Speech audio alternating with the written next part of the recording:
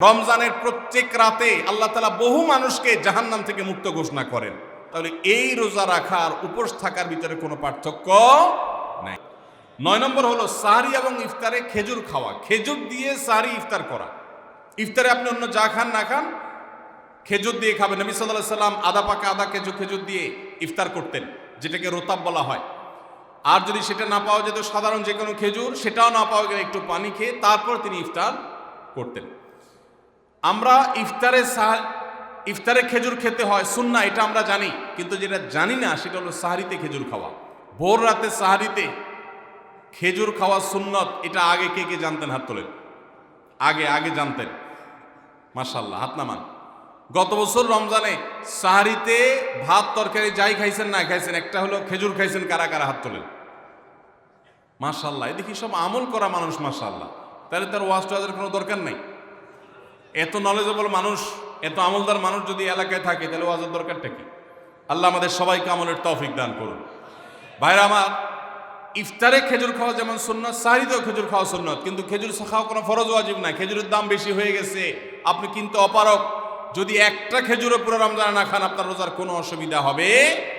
তবে নবী সাল্লাল্লাহু আলাইহি সাল্লাম যেহেতু ইফতার এবং সাহরিতে খেজুর খেতেন, আর খেজুরে প্রচুর পরিমাণ সুগার আছে, উপকারী, যেটা মানুষের স্বাস্থ্যের জন্য উপকারী, প্রচুর পরিমাণ এনার্জি আছে, খাদ্য শক্তি আছে, সারাদিন রোজা রেখে আমাদের যে সুগারের ঘাটতি হয় সেটা পূরণ করার জন্য সহায়ক হয়। এই জন্য সাহরি এবং ইফতারে খেজুর খাওয়া এমনিতেও উপকারী। আর নবী সাল্লাল্লাহু আলাইহি সাল্লামের সুন্নাত, তিনি বলেছেন, নি'মা সাহুরুল মুমিনি আত-তামার, ইমানদারের সাহরির আইটেমের মধ্যে সবচেয়ে বেস্ট উত্তম হলো খেজুর। এই জন্য অন্য যাই খান না খান, একটু হলো, এক পিস হলো খেজুর খাবেন। ইনশাআল্লাহ সুন্নাত আদায় করার নিয়তে খেলে এই খেজুর সুন্নাতটা আদায় হয়ে যাবে, আল্লাহ তাআলা তা চাহেন। তাহলে 9 নম্বর আমল পেলাম হলো সাহরি এবং ইফতারিতে খেজুর খাওয়া। 10 নম্বর আমল হলো সকল প্রকার পাপাচার বর্জন করা, গুনাহের কাজ থেকে বিরত থাকা। এইটা হলো রমজান মাসের দ্বিতীয় সর্বোচ্চ গুরুত্বপূর্ণ আমল। সিরিয়ালে আমরা 10 নম্বরে বলেছি, কিন্তু 27টা রমজানের স্পেশাল আমলের মধ্যে সবচেয়ে গুরুত্বপূর্ণ আমল হলো রোজা রাখা, আর দ্বিতীয় সর্বোচ্চ গুরুত্বপূর্ণ আমল হলো সব ধরনের পাপাচার বর্জন করা, গুনাহের কাজ ত্যাগ করা। যদি কেউ রমজানে রোজা রাখে, আবার চোখ দিয়ে হারাম জিনিস মোবাইলে দেখে, স্ক্রিনে দেখে, পত্রিকার পাতায় দেখে, অফলাইনে দেখে, পরনারীর দিকে তাকায় থাকে, সে যদি কান দিয়ে হারাম জিনিস শুনে, গান বাদ্য, এ সমস্ত কিছু সে যদি উপভোগ করে, তাহলে তার এই রোজা আর উপোস থাকার মধ্যে কোনো পার্থক্য। মনে রাখবেন, রোজা শুধু পেটের হয় না, রোজা চোখের হয়, রোজা কানের হয়, রোজা হাতের হয়, রোজা মুখের হয়, রোজা শরীরের প্রত্যেকটা অঙ্গ প্রত্যঙ্গের হয়। একজন মানুষ যখন তার পুরো শরীরে রোজা করে, সে যখন সকল অঙ্গ প্রত্যঙ্গ দিয়ে আল্লাহর আনুগত্য করে, আল্লাহর নাফরমানি থেকে বেরিয়ে আসে, তখন সে সত্যিকারের রোজাদার হয়। আর যে শুধুমাত্র দিনের বেলায় পানাহার বর্জন করে, যৌনাচার বর্জন করে, আর সমস্ত পাপাচার অপকর্ম সে যথারীতি অন্য সময়ের মতো রমজান মাসেও করে, এই রোজাদার পেটের রোজা রেখেছে, কিন্তু তার শরীরের অন্য অন্য অঙ্গ প্রত্যঙ্গগুলো আল্লাহর কথা শুনে নাই, সো সেগুলো কিন্তু রোজা রাখে নাই। এই রোজা আল্লাহর কাছে মাকবুল এবং গ্রহণযোগ্য রোজা হতে পারে না। অতএব আমরা রমজান মাসে সব ধরনের গুনাহের কাজ বর্জন করবো তো ইনশাআল্লাহ। প্রিয় ভাইরা আমার, রোজা কিন্তু আমাদের সাথে কথা বলে। রোজার ভাষা আমরা অনেকে জানি না, কি বলে সেটা অনেকে বুঝি না, কিন্তু রোজা আমাদের সাথে কথা বলে। কি কথা? সিয়াম শব্দের অর্থ, আমরা যেটাকে রোজা বলছি সেটা কোরআনের ভাষায় বলা হয় সিয়াম, হাদিসে বলা হয়েছে সেটাকে সওম বা সিয়াম। এই সওম বা সিয়াম একই শব্দ, এর অর্থ হলো বিরত থাকা। এর অর্থ হলো কি ভাই? বিরত থাকা, ব্রেক দিতে জানা। আল্লাহ রাব্বুল আলামিন রোজার মতো ইবাদত দিয়েছেন আমাদেরকে জীবনে ব্রেক দেওয়ার অভ্যাস গড়ে তোলার জন্য। আমরা যেন ব্রেক দিতে শিখি, আমরা যেন থামতে শিখি, আমরা যেন নিজেদেরকে নিয়ন্ত্রণ করতে শিখি। ইসলামের যে বৈশিষ্ট্য, ইসলামের যে বিউটি, ইসলামের যে সৌন্দর্য, সেটা হলো ইসলাম পৃথিবীর মানুষকে আত্মনিয়ন্ত্রণ করবার কথা বলে। আজ ভোগবাদী পৃথিবীর যেদিকে তাকাবেন, চতুর্দিকে দেখতে পাবেন শুধু ভোগের হাতছানি। দুনিয়াটা মস্ত বড়, খাও দাও আর ফুর্তি করো, শুধুমাত্র ফুর্তি, ফুর্তি এবং ফুর্তি, ভোগ এবং ভোগ এবং ভোগ। গোটা পৃথিবী আপনাকে ভোগের কথা বলবে, ত্যাগের কথা বলবে না। ইসলাম আপনাকে ত্যাগের কথা বলে। আপনি ঈদ উদযাপন করবেন, ঈদ উল ফিতর, সেখানে পর্যন্ত ইসলাম বলে আগে গরিবের বাসায় ফিতরা পৌঁছাবে, তারপর তুমি ঈদগাহে যাবে, ঈদের আনন্দ করবে। আপনি কোরবানির ঈদে পশু জবে করে গোশত খাবেন, উৎসব করবেন। ইসলাম বলে ভালো কথা, তুমি উৎসব করবে, তোমাকে উৎসব করতেই দেওয়া হয়েছে, কিন্তু আগে গরিবের বাসায়ও এই গোশত পাঠাবে ঈদের, সেটা নিশ্চিত করবে, তার পাশাপাশি তুমি ঈদ উদযাপন করবে। আমরা যে রমজানের রোজা রাখি, এই রোজা আমাদেরকে বিরত থাকার কথা বলে। সেই বিরত থাকাটা কি?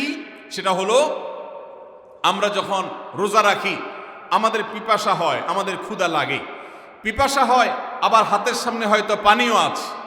আমার ক্ষুধা লাগে, হাতের সামনে হয়তো খাবারও আছে, কেউ দেখছেও না, সিসি ক্যামেরাও নেই, বদ্ধ রুমে কক্ষের মধ্যে, কিন্তু আমি রোজাদার।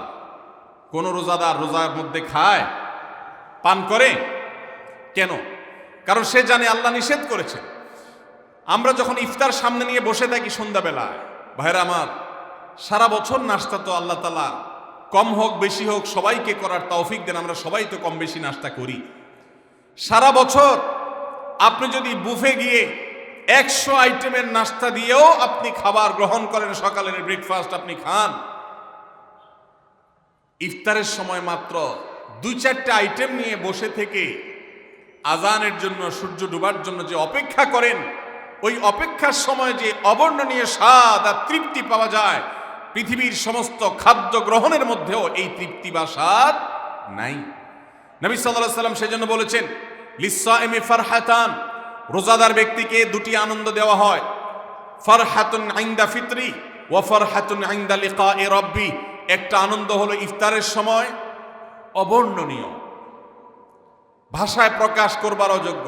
কি ভালো লাগা কাজ করে, ইফতারের জন্য আমরা বসে আছি, খাবার সামনে আছে, রকমারি শীতল শরবত সামনে আছে, রকমারি খাবারের পসরা সাজানো আছে টেবিলে, দস্তরখানে, এদিকে পেটে ক্ষুধাও আছে, কিন্তু আমরা মিনিট গুনছি, আমরা সময় দেখছি, ঘড়ির দিকে তাকিয়ে আছি, সূর্য কখন ডুববে।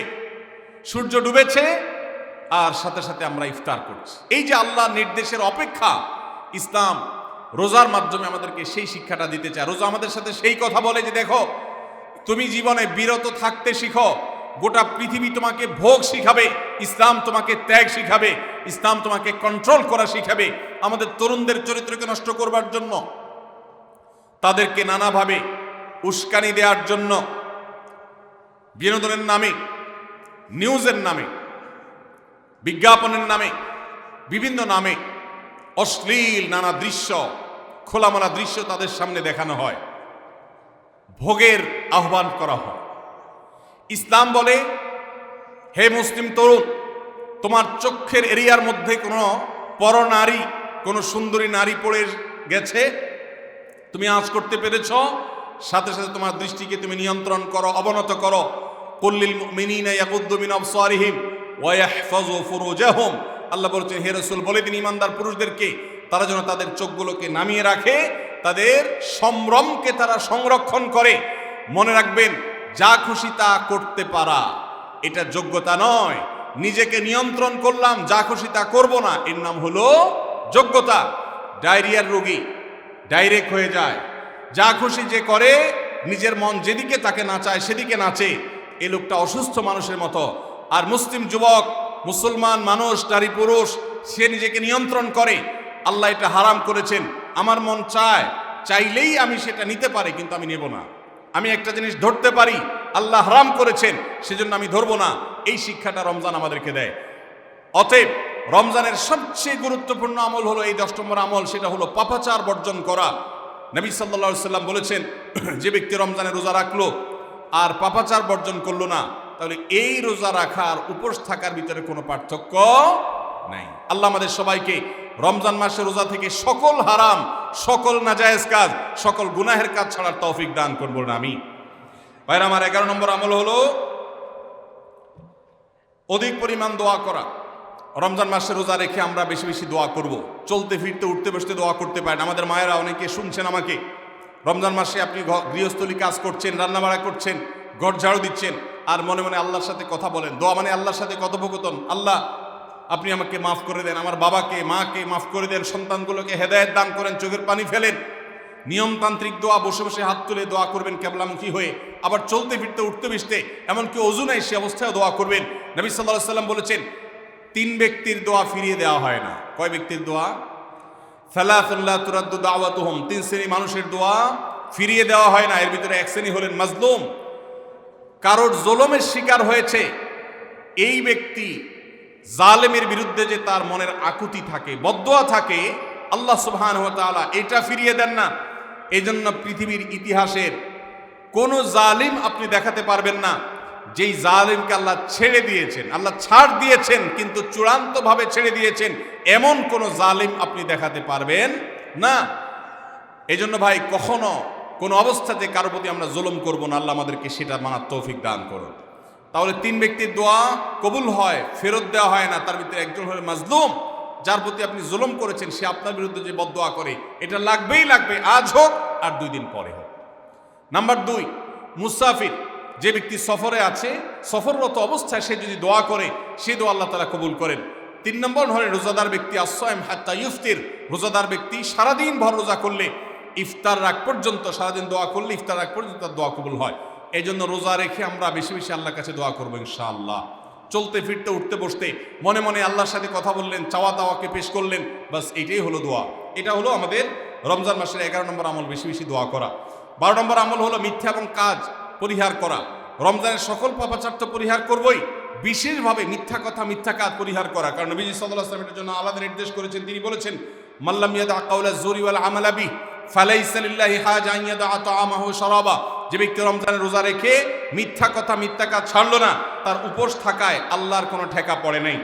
13 নম্বর আমল হলো অশ্লীলতা এবং বিবাদ, বিতণ্ডা, ঝগড়া, এগুলো পরিহার করা।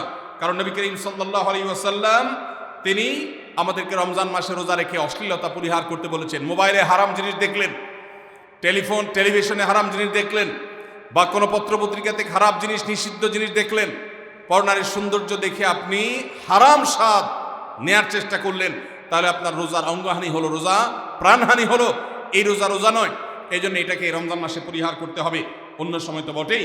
এবং সেই সাথে কেউ যদি আপনার সাথে ঝগড়া করতে আসে, নবীজি শিখাই দিয়েছেন, ফালিয়াকুল ইন্নী সায়েম, কেউ রোজা রাখা অবস্থায় ঝগড়া করতে আসলে বলবেন, ভাই আমি রোজাদার, আমি তোমার ঝগড়ার জবাব দিতে পারবো না।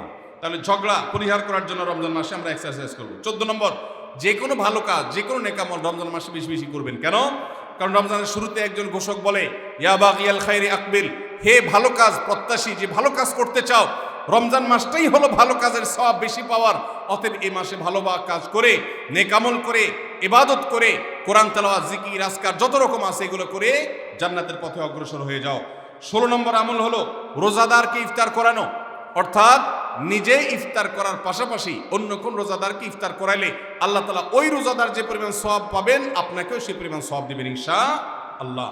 17 নম্বর আমল হলো বেশি বেশি কোরআনে কারীমের তেলাওয়াত করা। রমজান মাসে আল্লাহ তাআলা আমাদের সবাইকে, 15 নম্বর বাদ গেছে, মাশাআল্লাহ, এত মনোযোগ সহকারে কথা বলছে এবং নোট করছে দেখা যাচ্ছে। তাহলে আমরা আবার পেছনে যাচ্ছি ইনশাআল্লাহ। 15 নম্বর আমল হলো বেশি বেশি ইস্তেগফার করা। বেশি বেশি কি করা? ইস্তেগফার করা, অর্থাৎ ক্ষমা প্রার্থনা করা। কেন ক্ষমা প্রার্থনা বেশি করবেন? কারণ নবী করিম সাল্লাল্লাহু আলাইহি সাল্লাম বলেছেন, ওয়ালিল্লাহি উতাকাউ মিনান নার ওয়া যালিকা ফি কুল্লি লাইলা। রমজানের প্রত্যেক রাতে আল্লাহ তাআলা বহু মানুষকে জাহান্নাম থেকে মুক্ত ঘোষণা করেন। ভাইরা আমার, আমাদের পাপাচারের কারণে জাহান্নামীদের তালিকা নাম উঠে থাকলেও রমজানে আল্লাহ বহু মানুষকে ঠিক দেন যে এই লোককে জান্নাতি ঘোষণা করা হলো, জাহান্নাম থেকে মুক্ত ঘোষণা করা হলো। এই জন্য এই মাসে আল্লাহর কাছে বেশি বেশি মাফ চাইতে হয়, ইস্তেগফার করতে হয়, চোখের পানি ফেলে দোয়া করতে হয় যে আল্লাহ আপনি মাগফিরাত নসিব করেন। এটা হলো 15 নম্বর আমল।